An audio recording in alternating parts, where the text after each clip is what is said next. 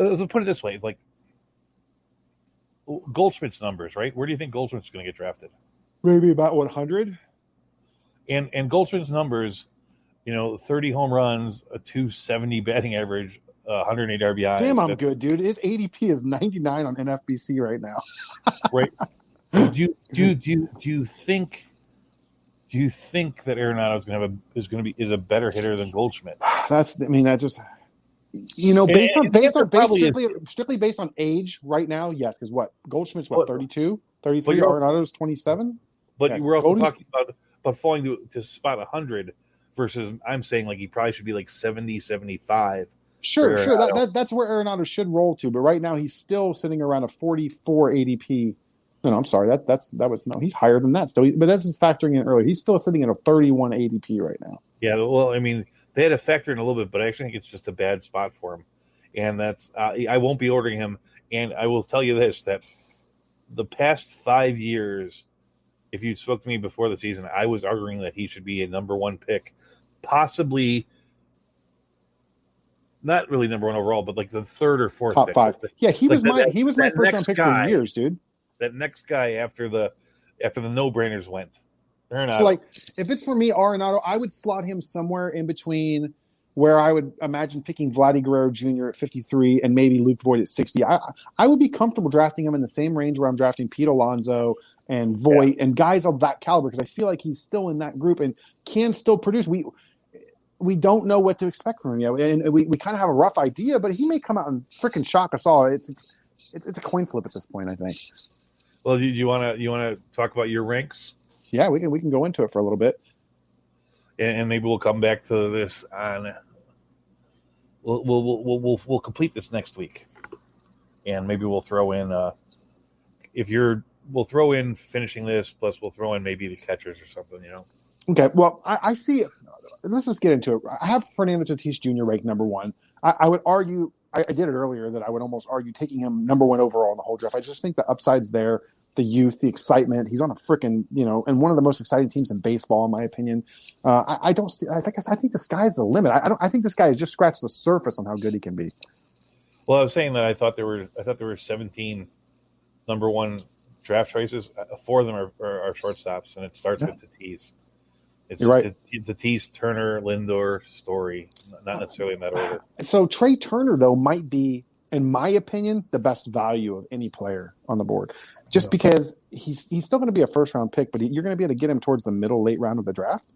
But I talked about this in maybe one of our very first shows that we did, or maybe one of the off-season shows we talked about, but he was the number one player last year. And if you look at just fantasy value, ESPN does what's called a player rater, and you could look at that. He was number one in the player rater for the season last year. Because of the stolen bases. Yes.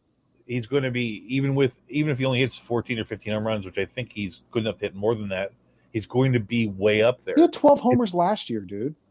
But this is the second time in his career in a shortened season where he's had a really high batting average. If you look at his rookie season when he came up, he had a batting average over 300. And last year, same thing. He hit 335 last year with 12 and 41 and 12. Those numbers are outstanding. But the hardest thing to do with him, and it was the hardest thing to do after that rookie season, was can you pace that out to a full season? That's the only thing that concerns me. But if he somehow manages to put it together, that mind you, this is his age 27 season. A lot of guys tend to have their best season in their prime of that year, essentially. I've argued from the drop that I think he's got the potential to put up a Ricky Henderson-like season. No, I don't have any doubt that he's. I said that those are the 4. I think that the only thing I would say to that is I think Lindor is falling so far that he's a better value, but I get where you're coming from. Of the first-round picks. Sure, Lindor has fallen. He's got an ADP of around 16 right now, which is value, in my opinion, all day. I think he's going to have a monster season in New York this year. I don't want to skip over Trevor Story. I do have Story ranked higher, but does his value take a hit losing Arenado at this point? That is something I really had to think about this morning. The real worthy with Story is that I think I love Story. I have him on my Dynasty League team. Sure. I think that with the trading of Arenado, the real fear is that they trade Story. That could be next. It's like when Colorado was filled with a bunch of lousy baseball players, they still put up a lot of runs because it was Colorado. Sure. I don't think Story will get dinged a little bit, but it's a decent enough team that they're gonna. I mean, they literally. There's not been a year in your lifetime I think that the Colorado Rockies weren't in the top 5 in runs scored. I don't doubt that. And they haven't always been a good team. Matter of fact, they've mostly not been a good team. Sure. And so I don't really worry about them there. My real worry is that did they trade Arenado to make room for Story, which sounds stupid, right? Because is Story better than Arenado? I don't think so. They moved Arenado strictly because of that contract, in my opinion. Well, no, but I think that's the only reason they moved. Their choice with Story is this: let him go to free agency, or sign him and trade him. Yeah. Sign into a contract like Arenado have and be in the same. But they didn't. That's the thing that kills me is they didn't. They paid a year of that contract last year, and they still didn't get a haul for him. It wasn't like they got any prospects at all for Arenado. People actually raked them over the coals, saying that it was one of the worst trades historically in the history of baseball. I like Elihuris Montero, and I think when he comes up in Colorado, people like him. But they have a lot of guys in their minor leagues that I think that the Rockies are not going to be a competitive team baseball wise. But there's a lot of guys on that team that are going to be good for fantasy. Sure. It's like I think I will own an awful lot of Ramil Tapia this year. You got to like what he's going to do. I mean, he should get every day at bats this year. He's been one of the. I don't understand why they consistently left him as the fourth outfielder after what he did in the minors. And last year he said that it didn't work out for him, but he said before the pandemic hit, he said that his goal last year was to steal 20 bases. That'd be awesome. Now, the pandemic changed a lot of things around. He only wound up stealing like 4 bases, but he's also going to run. Throw that in there. Okay. Anyway, well, let's get back to Lindor because, like you say, Lindor is falling down. He had an off season last year. I mean, we all knew it. He was a first round pick for me in several leagues last year. He had an off season, but the guy is a perennial all star. He's young. I'm going to snatch him up if he falls in the second or third round for me, dude. I'm all over him. He's only 27. He's going to a new city. I believe he's going to be very energized to show up and prove what he's worth, man. No, I like Lindor. I would. In the early drafts, he was falling much further than that. Sure. 16 is still a good deal, but he used to be like 24, 26, and at that point it was stupid. I wound up drafting a lot of early drafts to shortstops, and that's something I would say because we're doing shortstop and second baseman. This is something I did want to say. If you're in a middle infielder league, you should seriously consider drafting your starting shortstop, your middle infielder. Then your second baseman. There's so much depth at short. I mean, I can go down this list. But you can get two. You could very easily wind up with like Trey Turner and Corey Seager, or Trevor Story and Javi Baez, and they would not be unhappy about it. I mean, the next guy, I'm probably the highest on this guy, and I had a real hard time not you're above Lindor. Yeah, it is exactly. I love Adalberto Mondesi. I'm so high on this kid, and I try and draft him, and I'm probably going to be the highest guy on him in the Great Fantasy Baseball Invitational. I'll jump all over him again. I'm not going to lie about it. A lot of people are drafting Bichette over him. I personally just am not going to do it, just because I love what I saw from him in the last month of the season. He's just got a ceiling. I'm a sucker for high ceiling guys, and you know this about me already. No, but to put it like these guys at shortstop. There's probably 12 or 13 guys where you go, wow, that could be a really good, and at second base, there's only one A second baseman, which is either the Mayhew. Yeah. Even the guys that are 2 and 3 in most people's rankings, including my own, Albies, Merrifield, Brandon Lau, and Jose Altuve, they are fairly pedestrian numbers you're getting from them. If you're thinking about superstar, they're pedestrian for a superstar. And to get Albies, you have to pick him in the second round. To get Whit Merrifield, you have to pick him in the 4th round, and they're really not there without this. I mean, at least you get the steals, but pick that second shortstop, come back to the second baseman at the end because, like you said, there's a lot of depth at shortstop in the sense that there are probably about 20 guys that are like what I would call C or D level players, like manageable players, and you can pick guys in the 18th round. But anyway, it gets real tricky next because I want to rank Bo Bichette over Seager, but I just can't do it. I like what Bichette does. I like what he's done in the minors. I like the pedigree. I like the family tree. But Corey Seager, man, he had almost arguably an MVP season last year. And I don't know how he's being drafted where he's at. I feel like he should be taken in the top 5 shortstops. So I had to rank him a little bit higher than Bichette. But then Bichette would come after Seager. What's that? Yeah, those guys are. I agree with you. Okay, so it's a personal decision, though. I mean, it's all going to be what you believe. I think Seager's on arguably a better lineup. and the Dodgers, and they're gonna be nasty this year again, dude. But it's hard for me to judge what Bichette because like I said, I feel like we've only scratched the surface on what he brings and what he's capable of. And if that baby Blue Jays can put it together, they're gonna be nasty, dude. Then we're gonna get into the Xander Bogaerts territory. I like Bogaerts.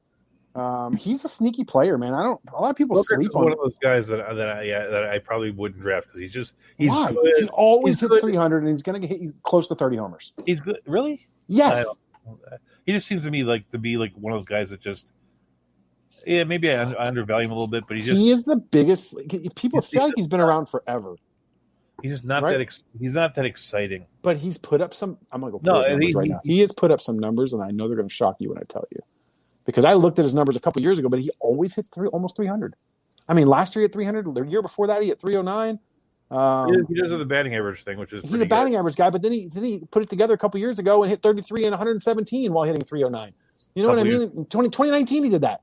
Yeah, but I think that was the year that the baseball was jumping for everybody. And the year before, he hit 23 and 103 and hit 288. So I mean, I just feel like he's a high floor guy for me, and I just know that I can expect.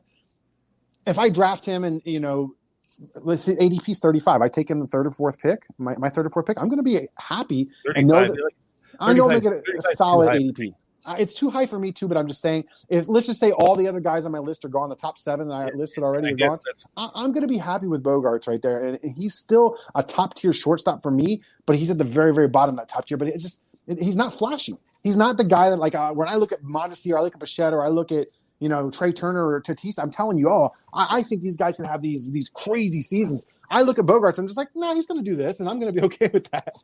So it's just, but the floor is always there. Is that the end of your top tier? Yeah, that's the end of my top tier right there. Some people would argue that Gleyber Torres is in that tier, but I just am not that guy. I'm a little lower on Torres than a lot of people are for some reason. I'm just not sold on him being that top tier, top caliber guy.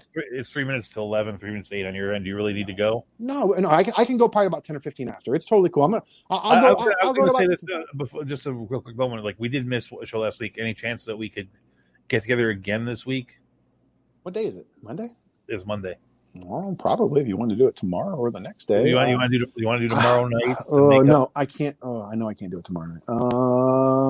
Let me figure out my schedule and I'll get back to you. It would have to be Tuesday or Wednesday because theoretically then we would move on to outfielders for Monday. I can't do a Saturday show and turn around with outfielders. Sure. So anyway, let's throw that up there. So go ahead if you want. Okay. Anyway, so. After Xander Bogaerts, we got Tim Anderson. I like Tim Anderson a lot. He's one of those guys. He does not. So many people sleep on him because he doesn't have a high on base average. I'm taking him over Whit Merrifield. Yeah, and you do have that because there is a big swath of fantasy players who play in OBP league. Exactly, and that hurts him, and I think it hurts his ADP. But if you look at him from a strictly 5-5-5 category, he's a great player. He's going to hit for average. And here's my public service moment: you should play in average leagues, guys. I do. Yeah, it's better than OBP leagues. Yeah, because, well, I won't go to the reason. You should know you should know and care who has the batting title every year. That's the big reason. Gotcha. I'm a little higher on Carlos Correa than most are too. Honestly, that was the guy I was going to bring up. I'm going to take Correa over probably Torres. I put Correa in my top 10. Well, I was saying, I would take Correa over Bogaerts. That's the guy. Really? See, I'm not taking Correa's. He's so iffy to me. It's one of those things where Correa has a track record of not staying healthy, in my opinion. He's just got that little bit of an injury bug, and that's the only thing that concerns me. But when he plays, he's an MVP caliber player when he's healthy. I feel like I can patchwork the other time in.